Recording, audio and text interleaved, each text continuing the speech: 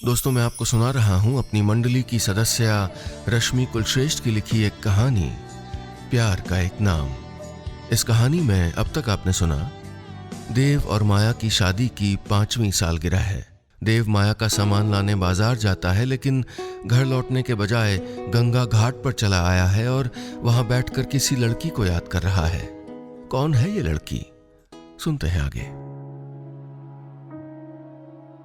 किसी का याद आना उसके आने जैसा ही होता है।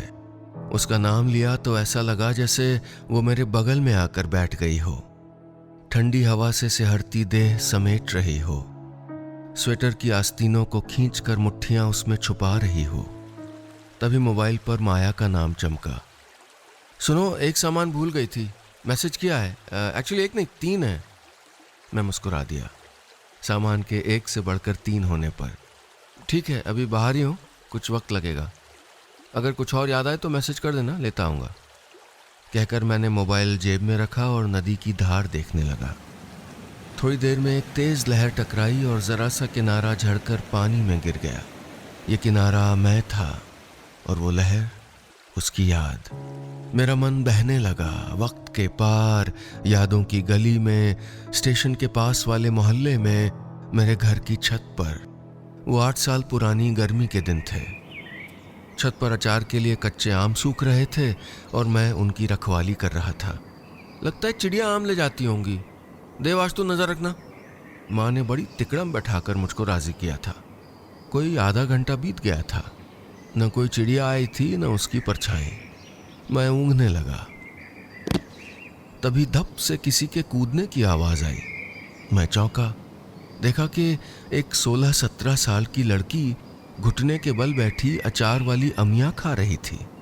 दांतों के बीच में दबाकर कट से काटती और फिर आंखें मिचका देती। उसने मुझे अब तक देखा नहीं था शायद। आप तो बड़ी प्रोफेशनल लग रही हैं चोरी में। अगले पल उसके सामने था मैं। वो एकदम घबरा गई।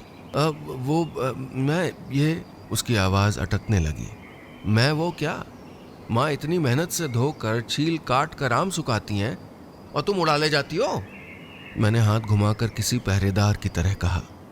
उसने फौरन हथेली मेरे सामने की और आवाज में मासूमियत उड़ेल कर बोली, अब वापस डालूंगी तो अचार खराब हो जाएगा।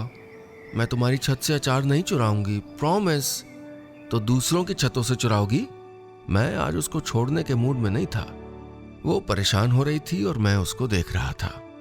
नजर गाल के गड्ढे और वहीं से गले को जाते 3 बड़े गहरे तिलों पर टिक गई। फिर उसकी छोटी बालियों पर झूलने लगी और गुंथी हुई लंबी चोटी उसमें जाने कितनी देर उलझी रही। नहीं, अब तो तौबा कर लूंगी, प्लीज किसी से कुछ कहना माता। उसकी मिन्नतों पर मैंने मुस्कुरा कर ठीक है कहा तो खुशी के मारे उसने मेरे हाथ थाम लिए। 20 दफा थैंक यू बोलकर दीवार फांदी और बगल वाली छत में कहीं गुम हो गई। मेरी नजरें वहीं चिपकी रह गईं जहां वो खड़ी थी। वो चली तो गई थी लेकिन जरा सी रह भी गई थी, वहीं छत पर मेरे इर्द गिर्द।